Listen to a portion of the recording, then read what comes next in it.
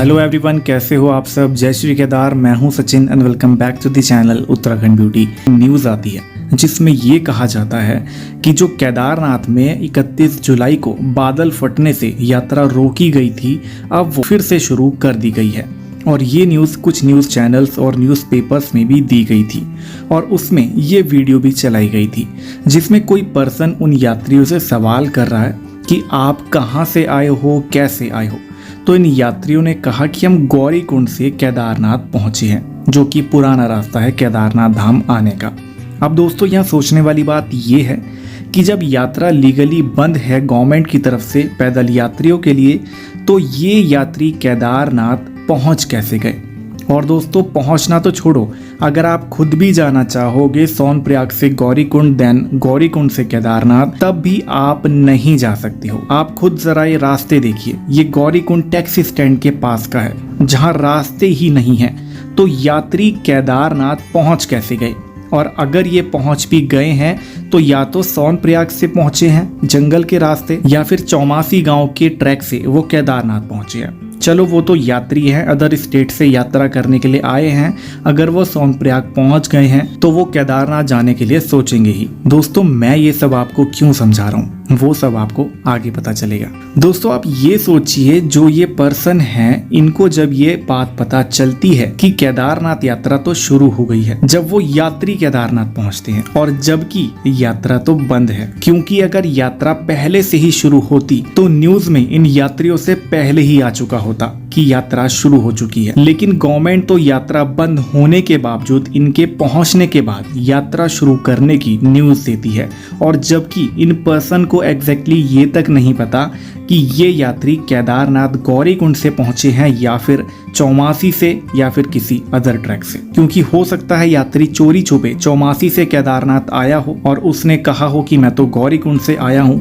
क्योंकि चौमासी से केदारनाथ जाना अभी ऑफिशियली डिक्लेयर नहीं हुआ है, तो वो यात्री फंस ना जाए, इसीलिए उन्होंने बोला होगा कि हम गौरीकुंड से केदारनाथ आए हैं, जबकि आप गौरीकुंड तक पहुंच ही नहीं सकते हो, अलाउड भी नहीं है। और देखा जाए तो इन पर्सन को, इन यात्रियों से ये क्वेश्चन करना चाहिए था कि आप लोग केदारनाथ पहुंच कैसे गए, क्योंकि यात्रा तो बंद है। मे बी इन्होंने सोचा होगा कि जब ये यात्री पहुंच ही गए हैं केदारनाथ, तो अब यात्रा शुरू कर देते हैं, चाहे रास्ते पूरी तरह से और ठीक तरह से बने हो या फिर ना बने हो।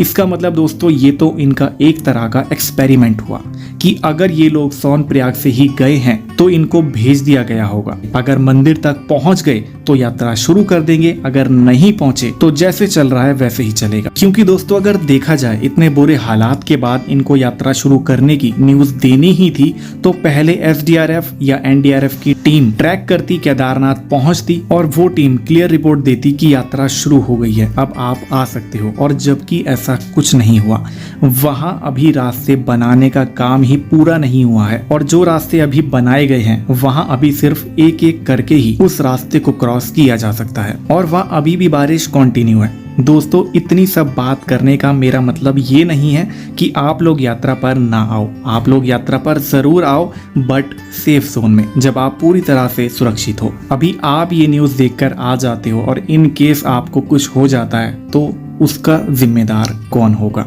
क्योंकि ना तो मंदिर समिति और ना ही उत्तराखंड गवर्नमेंट ने आपको कहा है कि आप यात्रा पर आ जाओ। दोस्तों, हमारा सिर्फ आपसे यही कहना है कि अभी आप अपने घर में ही सुरक्षित रहें।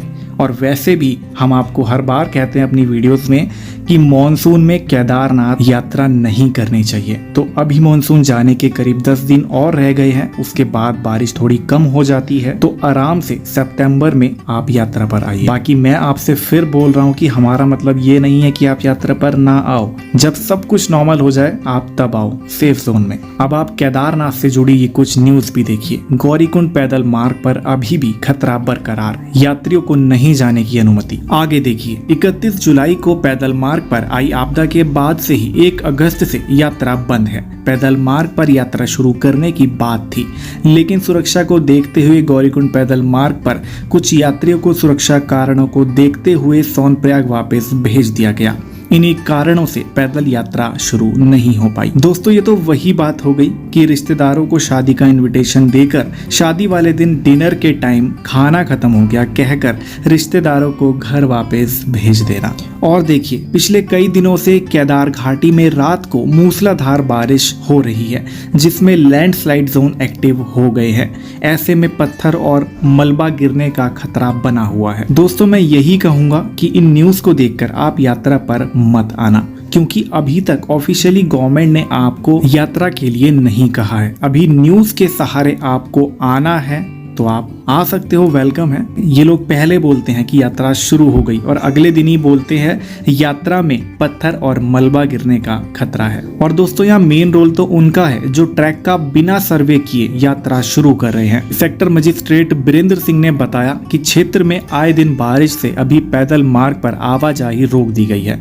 दोस्तों, वैसे ये एक जनरल अवेयरनेस है कि मानसून में हिल एरियाज, पहाड़ी इलाकों में नहीं जाना चाहिए। इसमें गवर्नमेंट की भी गलती नहीं है, आपको ही अवेयर होना होगा। मॉनसून में लैंडस्लाइड होना नेचुरल है, होता ही है एवरी ईयर। आप लोगों को अगर सेफली यात्रा करनी है तो आप खुद मॉनसून में कोई प्लान ही ना करें, और अगर जान पर खेल कर रिस्क लेकर जाना ही है तो आप अभी भी आ सकते हो। अभी इससे ज्यादा हमको कुछ नहीं कहना, बस हमारा फर्ज यही है कि आप लोग जो अदर स्टेट से यात्रा पर आते हैं वो मिसगाइड ना हो, जो एक्चुअल रियलिटी है वो आप लोगों को पता लगती रहे। तभी तो आप लोगों को बार बार बोलते हैं कि सब्सक्राइब करो, यहाँ से कभी आप मिसगाइड नहीं होगे। बाकी दोस्तों, आज की इस वीडियो में इतना ही। आगे जो भी अपडेट आते हैं रिलेटेड टू केदारनाथ यात्रा तो हम आपके साथ जरूर से शेयर करेंगे।